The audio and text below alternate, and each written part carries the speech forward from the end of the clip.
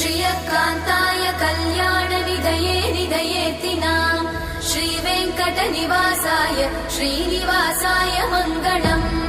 लक्ष्मी सविभ्रमालोकसुभ्रूविभ्रमचक्षुषे चक्षुषे सर्वलोकानां वेङ्कटेशाय मङ्गलम्।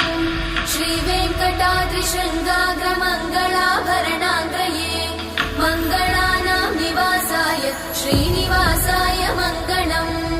सर्वावयव सौन्दर्य सम्पदा सर्वचेतसां सदा सम्मोहनायास्तु वेङ्कटेशाय मङ्गलम्।